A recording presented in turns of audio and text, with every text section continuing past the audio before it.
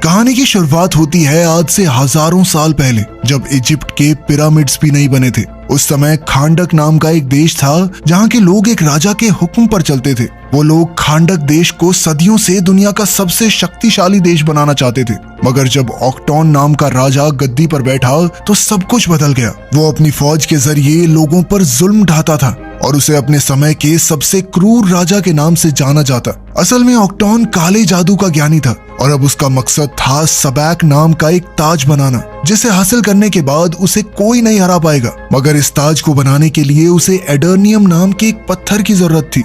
ये जादुई शक्तियों वाला एक अनोखा पत्थर था जो सिर्फ खांडक देश में पाया जाता था। अब उसने अपनी ही प्रजा के लोगों को जबरदस्ती एडर्नियम की खुदाई के काम पर लगा दिया।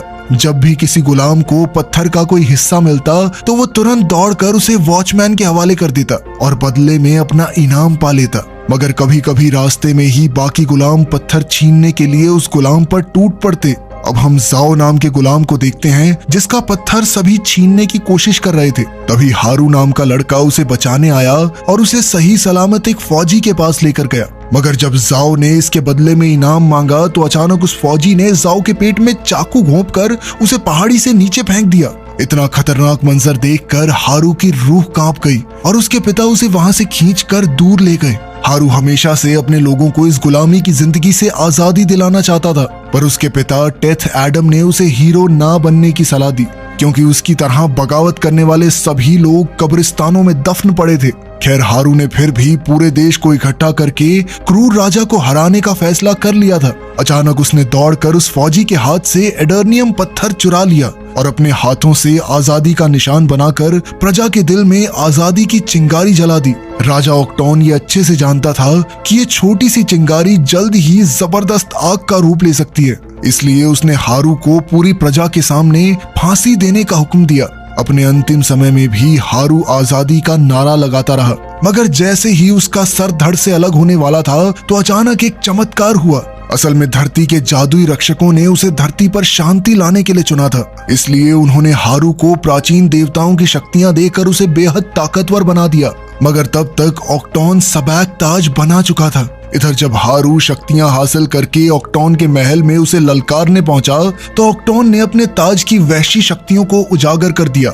इसके बाद उन दोनों में घमासान युद्ध हुआ जिसमें पूरा महल तबाह हो गया। खैर, अंत में जीत हारू की हुई, लेकिन ऑक्टोन ने सबैक ताज को छुपा दिया ताकि ये किसी इंसान के हाथ न लगे। उस दिन के बाद किसी ने हारू को दोबारा नहीं देखा, मगर एक प्राचीन कथा के मुताबिक जब खांडक के लोग त्राही त्राही कर रहे होंगे तो वो लौटेगा और लोगों को एक बार फिर से आजादी दिलवाएगा। फिर हम आज के समय के खांडक देश को देखते हैं, जहां पर इंटरगैंग नाम के विदेशी आतंकवादियों ने कब्जा कर लिया था। लोगों को शहर से निकलने के लिए भी सरहद पर तैनात गार्ड्स को अपने कागज दिखाने पड़ते थे। एक दिन एक वैन के ट्रंक की तलाशी होने वाली थी तो इसी दौरान 14 साल के लड़के एमोन ने अपने स्केटबोर्ड पर चुपके से सरहद पार करने की कोशिश की, लेकिन जल्द ही एक गार्ड ने उसे पकड़ लिया। गार्ड ने उसे तलाशी लेने के लिए लाइन में जाने को कहा, पर एमोन ने उसे बुरा भला कह दिया। खैर, फिर उस गार्ड ने करीम नाम के आदमी को वैन लेकर निकलने को कहा। इसके बाद उसने अपनी कलाई देखी तो एड्रियाना नाम की एक भगौड़ी की तस्वीर सामने आई। तभी हम देखते हैं कि एड्रियाना इस वैन में छुपी हुई थी और एमोन गाड़ी की खिड़की के साथ साथ चल रहा था। असल में एमोन एड्रियाना का ही बेटा था और वो अपनी माँ के साथ सबैक ताज ढूंढने के मिशन पर जाना चाहता था, लेकिन उसकी माँ ने उसे जैसे तैसे समझाकर वापस घर भेज दिया। इसके बाद वो सब नक्शे के हिसाब से एक पहाड़ तक पहुंचे। कहा जाता था कि सबैक ताज वहीं छुपा हुआ है। तब एड्रियाना ने अपनी दादी का दिया एक पेंडेंट देखा जो एडर्नियम पत्थर से ही बना था। इस पर उसके साथ ही समीर ने कहा कि अगर वो इस पत्थर को चोर बाजार में बेचे तो बहुत अच्छी कीमत मिलेगी। मगर ये उनके परिवार का एक पुश्तैनी पेंडेंट था जो सदियों से उनके परिवार में था और इसीलिए एड्रियाना को इसकी काफी अहमियत थी। फिर ड्राइवर करीम, जो एड्रियाना का भाई है, वो कहने लगा कि इसको तो पेंडेंट दे दिया, मुझे विरासत में मिला है पुराना कोट और गंजापन। खैर, पहाड़ पर पहुंचने के बाद तीनों ने ताज की खोज शुरू कर दी और इधर करीम रखवाली के लिए गाड़ी में ही रुक गया। जैसे ही वो सब पहाड़ में घुसे तो अचानक इस्माइल गायब हो गया और समीर उसे ढूंढने निकल पड़ा। वहीं बाहर करीम अपनी गाड़ी में बैठा गाने सुन रहा था कि अचानक उसने अपने सामने समीर को पहाड़ से नीचे गिरते देखा। करीम तुरंत उसकी मदद के लिए दौड़ा, मगर अचानक कई फौजियों ने उसे चारों ओर से घेर लिया। वहीं पहाड़ के अंदर इस्माइल अचानक एड्रियाना के सामने आ गया तो वो काफी डर गई। एड्रियाना ने उससे पूछा कि समीर कहाँ है, तो इस्माइल ने जवाब दिया कि समीर तो थोड़ी ठंडी हवा खाने गया।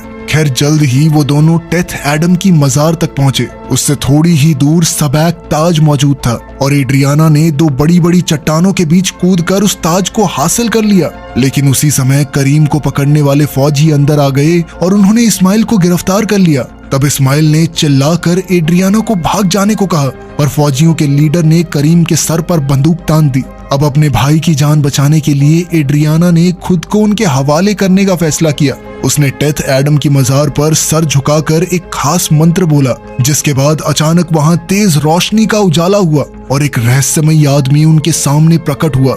उसने एक फौजी को उठाकर उसे अपनी शक्ति से बिजली के झटके देकर मार डाला। उसी समय बाकी फौजियों ने उस पर गोलियों से हमला कर दिया और एड्रियाना इसी मौके का फायदा उठाकर करीम के साथ भाग निकली। उधर फौजी अपनी बंदूकों से उस रहस्यमय योद्धा का कुछ नहीं बिगाड़ पाए। फिर इस योद्धा ने अपनी हाइपर स्पीड शक्ति से इन फौजियों के छक्के छुड़ा दिए। इसी दौरान एड्रियाना ताज लेकर जा रही थी तो उसके सर पर बहुत बड़ा पत्थर गिरने वाला था कि ऐन वक्त पर इस योद्धा ने उसकी जान बचा ली। इस योद्धा का नाम था ब्लैक एडम, जो हजारों साल से इस पहाड़ में कैद था। अब इतने अरसे के बाद जब इस पहाड़ से वो बाहर निकला तो नए दुश्मनों से उसका सामना हुआ। वो हेलीकॉप्टर से उस पर हमला करने आए, मगर ब्लैक एडम ने कभी सोचा भी नहीं था कि इंसान तरक्की करके इतने आगे पहुंच जाएंगे। वहीं दूसरी ओर एड्रियाना और करीम वापस वैन में पहुंचे और फटाफट वहां से निकल पड़े। एड्रियाना ने उसे बताया कि उसने ताज हासिल करके अपना मिशन पूरा कर लिया है। अब उनसे कुछ ही दूर भयंकर युद्ध शुरू हो चुका था। अब ब्लैक एडम ने दो हेलीकॉप्टर्स को आपस में टकराकर भीषण आग लगा दी थी। कुछ ही पलों में फौजियों से भरी सैकड़ों गाड़ियां वहां पहुंची तो ब्लैक एडम ने एक ही जगह पर खड़े होकर अपनी शक्तियों से उनका खात्मा कर दिया। आखिरकार अपने आसपास सब कुछ तबाह करने के बाद ब्लैक एडम एड्रियाना की वैन के सामने पहुंचा, पर तभी एक आखिरी फौजी ने उस पर बॉम्ब फेंक दिया।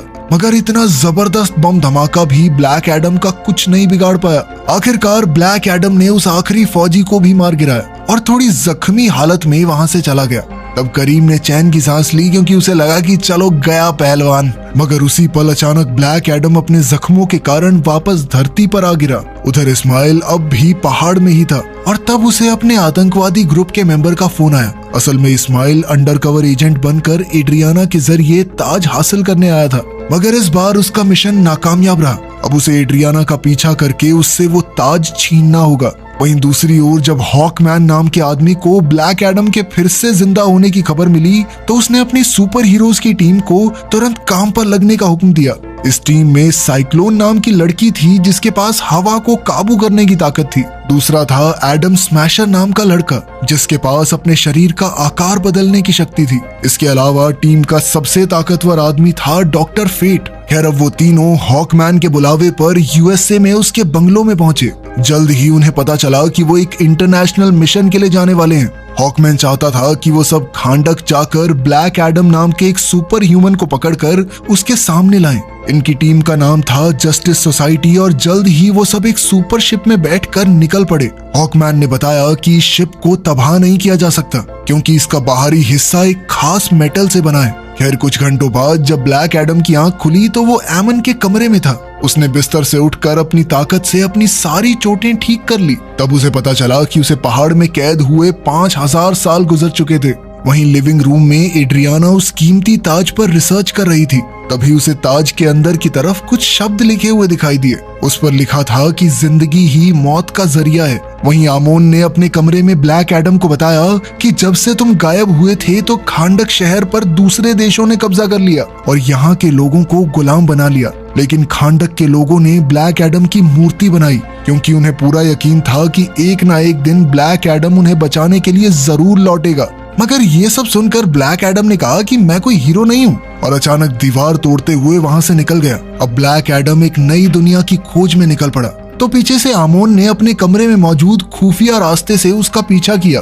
ताकि उसकी माँ को पता न चले। वहीं दूसरी ओर जस्टिस सोसाइटी की शिप खांडक में पहुंचने ही वाली थी तो डॉक्टर फेट ने पूरी टीम को प्लान समझाया। उन्होंने कहा कि अगर उन्हें ब्लैक एडम को पकड़ना है तो उसके मुंह से शज़ैम बुलवाना होगा। ऐसा करते ही ब्लैक एडम की सारी शक्तियां खत्म हो जाएंगी और उसे पकड़ने में कोई परेशानी नहीं होगी। उधर एमोन ने भागते हुए एक फौजी का रेडियो चुरा लिया और बाकी फौजियों को ये मैसेज भेजा कि खांडक का चैंपियन वापस लौट आया है। तभी फौजियों ने उसका पीछा किया पर वो अपने स्केटबोर्ड पर भाग निकला और उसने अपने हाथों से एक ट्रायंगल बनाकर ब्लैक एडम को सिग्नल भेजने की कोशिश की।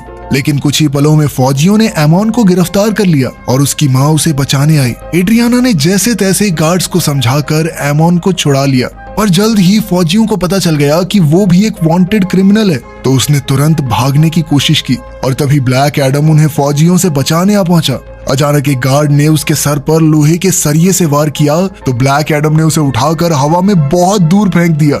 जल्द ही फौजियों ने उस पर गोलियां चला दी तो चैंपियन ने उन्हें भी एक एक करके खत्म कर दिया। जैसे ही वो दो दुश्मनों को लेकर हवा में उड़ा तो उसी पल जस्टिस सोसाइटी की शिप उसके सामने आ गई। ब्लैक एडम ने उन फौजियों को आसमान से नीचे फेंक दिया तो हॉकमैन उनकी जान बचाने के लिए शिप से कूद गया।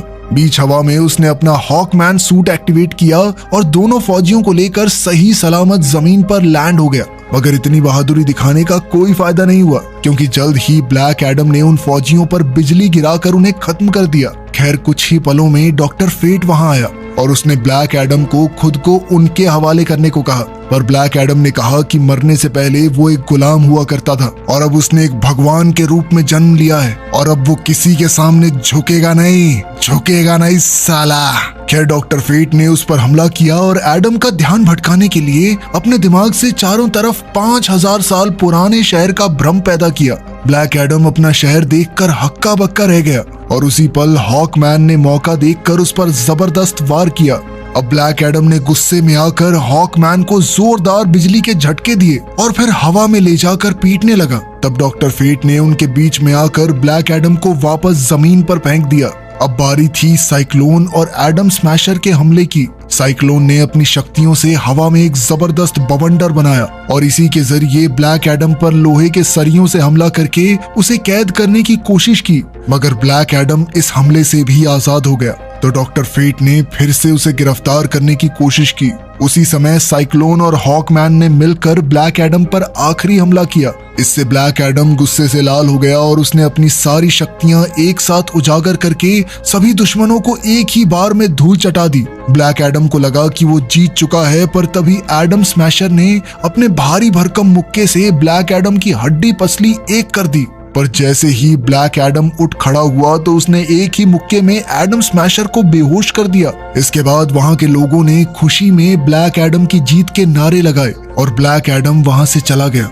अब डॉक्टर फेट ने अपनी टीम से कहा कि कोई भी ब्लैक एडम का पीछा नहीं करेगा क्योंकि वो जानता था कि उनमें से किसी के अंदर ब्लैक एडम को हराने की ताकत नहीं है। फिर डॉक्टर फेट अपनी टीम के साथ एड्रियाना के पास पहुंचा क्योंकि उसने एक सपने में देखा था कि सैबक का ताज एड्रियाना के पास है, मगर एड्रियाना कहने लगी कि मेरे पास कोई ताज नहीं है। उधर हम देखते हैं कि जस्टिस सोसाइटी की टीम और ब्लैक एडम के युद्ध के दौरान एमोन ताज को अपने बैग में डालकर भाग गया था। अब एड्रियाना ने हीरोज की टीम के साथ महल जाने का फैसला किया जहां ब्लैक एडम रहता था। प्राचीन कथा के मुताबिक 5000 साल पहले ब्लैक एडम इसी महल में अपने लोगों को आजाद करवाने गया था, मगर जस्टिस सोसाइटी के मेंबर्स ने कहा कि वो वहां आजादी दिलाने नहीं बल्कि बदला लेने गया था।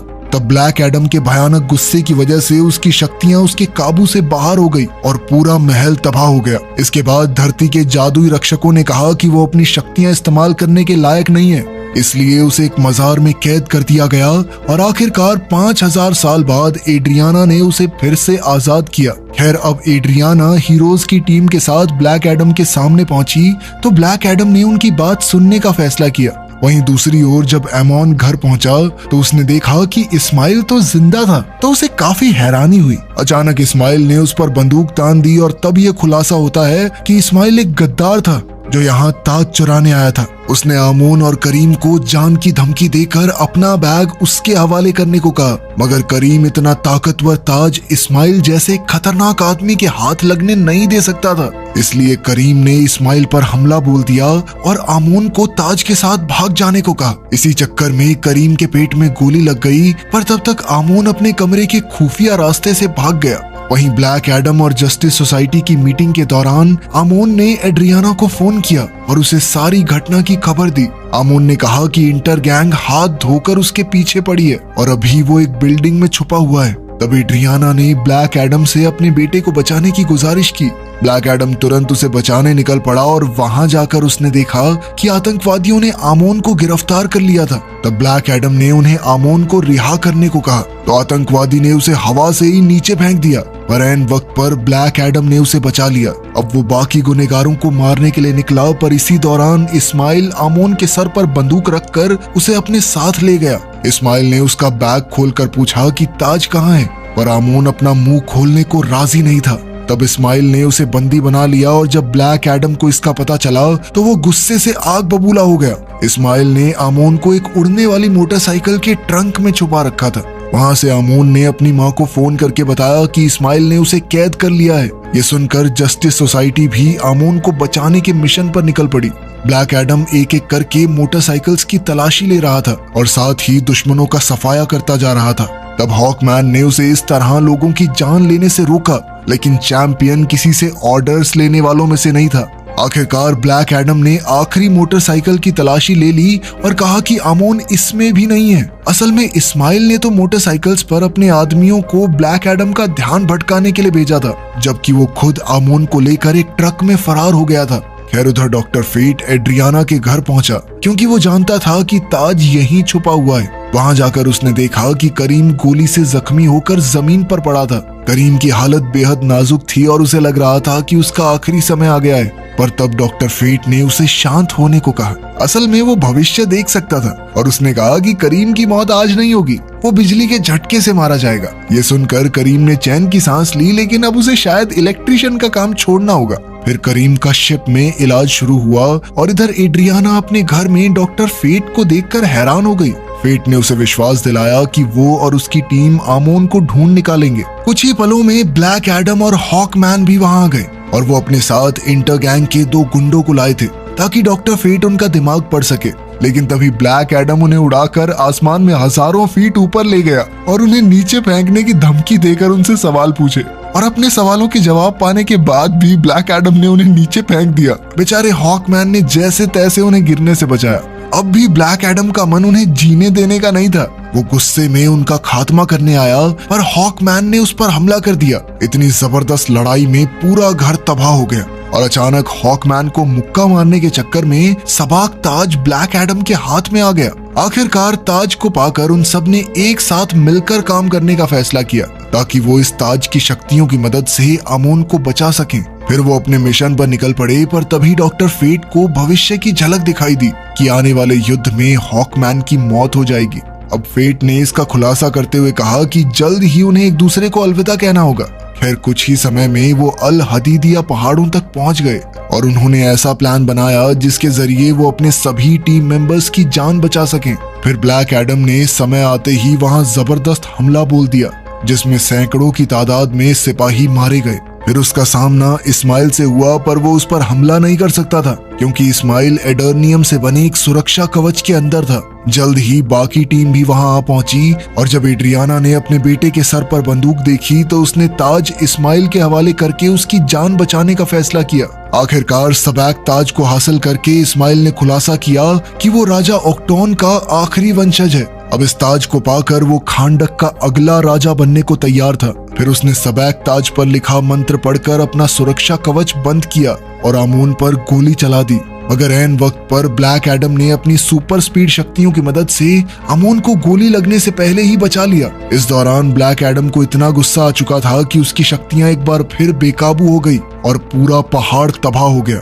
खुशकिस्मती से जस्टिस सोसाइटी टीम के सुरक्षा कवच की बदौलत एड्रियाना और आमोन की जान बच गई, पर अब आमोन को जल्द से जल्द इलाज के लिए भेजना होगा। वहीं एडम स्मैशर को इस्माइल के जल चुके शरीर पर ताज मिला और वो उसे शिप में ले आया। इधर हॉकमैन ब्लैक एडम के पीछे गया और उसने देखा कि ब्लैक एडम महल के सामने अपने बेटे हारू की मूर्ति को देख रहा था। असल में धरती के जादुई रक्षकों ने दिव्य शक्तियां देने के लिए हारू को चुना था ताकि वो लोगों को आजादी दिला सके। पर जब हारू बार बार जीत रहा था तो राजा ऑक्टोन ने उसके माँ बाप को बंदी बना लिया। जब वो हारू के पिता को मौत के घाट उतारने वाले थे तो ऐन वक्त पर हारू ने अपनी सारी शक्तियां अपने पिता को देकर उनकी जान बचाई। मगर वो नहीं जानता था कि आज उसकी जिंदगी का आखिरी दिन होगा, क्योंकि अपनी शक्तियां अपने पिता को देने के बाद दूर से एक तीर अंदाज ने सीधा हारू के दिल पर निशाना लगाया, जिससे उसकी मौके पर ही मौत हो गई। ये देखकर उसके पिता टेथ एडम आग बबूला हो उठे। खैर अब ब्लैक एडम जानता था कि उसका बेटा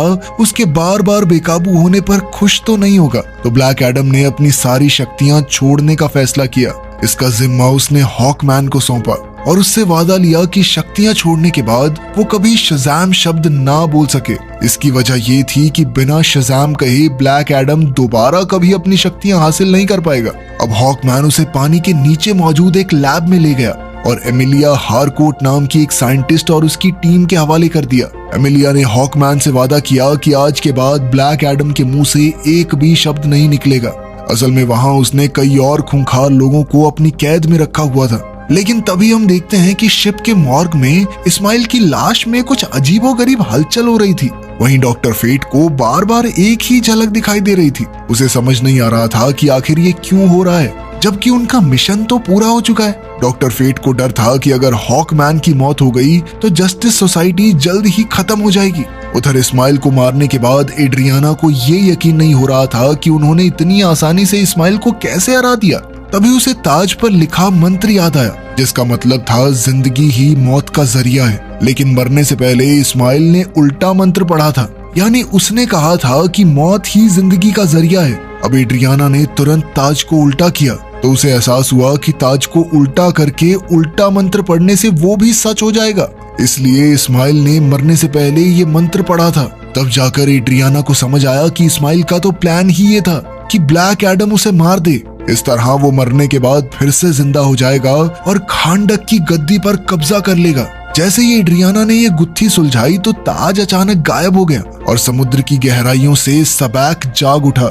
उसी समय हॉकमैन ने उस पर मिसाइल से हमला बोल दिया, पर सबैक ने उनकी शिप ही तबाह कर दी। आखिरकार जस्टिस सोसाइटी ने मिलकर सबैक को गद्दी पर बैठने से रोकने का फैसला किया, क्योंकि अगर ऐसा हुआ तो फिर उसे कोई नहीं हरा पाएगा। अब हॉकमैन ने अपने साथियों की मदद से सबाक को जख्मी कर दिया, पर जब सबाक ने उस पर हमला किया तो वो बेहोश होकर गिर पड़ा। तब डॉक्टर फेट को एहसास हुआ कि उसकी भविष्यवाणी सच होने वाली है, तो उसने महल के चारों तरफ एक सुरक्षा कवच बनाकर अपनी टीम को अंदर जाने से मना कर दिया। डॉक्टर फेट अपने जिगरी दोस्त हॉकमैन की जान बचाने के लिए अपनी जान की बाजी लगाने को तैयार था। आज पहली बार ऐसा मौका आया था जब वो ये नहीं बता पा रहा था कि भविष्य में क्या होने वाला है। इधर हॉकमैन अपने दोस्त को यूं ही जाने नहीं दे सकता था, इसलिए उसने सुरक्षा कवच तोड़ने की कोशिश की, पर वो नाकामयाब रहा। वहीं डॉक्टर फेट अपनी टीम को बाहर छोड़कर सबाक को रोकने पहुंचा। उसे उम्मीद थी कि ब्लैक एडम सबाक को हराने में उसकी मदद करने आएगा। इस लड़ाई के दौरान डॉक्टर फेट ने ब्लैक एडम को सिग्नल भेजा कि सिर्फ वही सबाक को हरा सकता है। अब फेट ने अपनी शक्तियों से ब्लैक एडम को बेड़ियों से आजाद कर दिया, तो वहां के गार्ड्स ब्लैक एडम को रोकने के लिए दौड़े, लेकिन अपनी शक्तियां खोने के बावजूद भी ब्लैक एडम गार्ड्स को हराकर समुद्र में कूद गया। उसी पल सबाक ने डॉक्टर फेट पर आखिरी वार किया, जिसके बाद महल का सुरक्षा कवच टूट गया। हॉकमैन को एहसास हुआ कि उसका दोस्त अपनी आखिरी सांसें गिन रहा है, तो वो तुरंत उसकी जान बचाने दौड़ा। लेकिन जब वो फेट के पास पहुंचा तो फेट मर चुका था। आखिरकार सबाक सिंहासन पर जा बैठा और एक जबरदस्त आग भड़क उठी, जिसके बाद वो खांडक का राजा बन गया। ऐसा करते ही पाताल से उसकी शैतानी फौज बाहर आई और आम लोगों पर हमला करने लगी। एड्रियाना उनका सामना करने को तैयार थी, पर तभी उसका भाई वैन में वहां आ गया। करीम को इन ज़ॉम्बीज का कोई डर नहीं था, क्योंकि डॉक्टर फेट ने कहा था कि वो बिजली के झटके से मरेगा।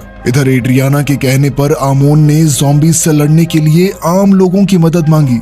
उधर ब्लैक एडम ने समुद्र से बाहर आकर शज़ैम बोला और उसी पल उसकी शक्तियां वापस आ गई। उधर सबैक ने अपना कब्जा करने के लिए हारू की मूर्ति गिरा दी और ये सीधा आमोन के ऊपर गिरने ही वाली थी कि ऐन वक्त पर ब्लैक एडम ने आकर उसे बचा लिया। इसके बाद वो सीधा सबैक का मुकाबला करने पहुंचा और हॉकमैन की जान बच गई। उसी समय ब्लैक एडम और सबैक के बीच घमासान युद्ध शुरू हो गया। कुछ ही पलों में सबैक उस पर भारी पड़ने लगा तो हॉकमैन ने बीच में आने का फैसला किया।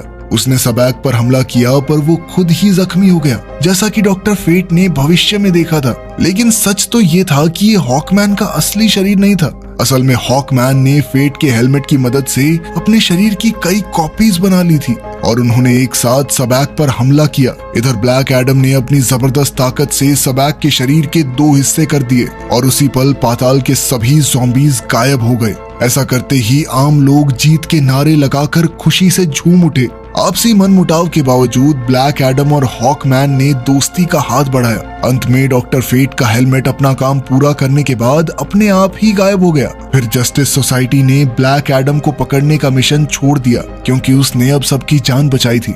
आखिरकार पूरी टीम यूएस से लौट गई और इधर ब्लैक एडम खांडक के सिंहासन पर बैठा। वहाँ के लोगों ने उसे उनका राजा बनकर देश चलाने को कहा, मगर ब्लैक एडम ने एक ही पल में सिंहासन को तोड़कर उसका किस्सा ही खत्म कर दिया। ब्लैक एडम ने कहा कि वो खांडक का राजा नहीं बल्कि उनका रक्षक बनकर काम करना चाहता है और अब खांडक हमेशा के लिए आजाद रहेगा। वीडियो पसंद आई तो लाइक कर देना, चैनल को सब्सक्राइब कर लेना। मिलते हैं अगली वीडियो में।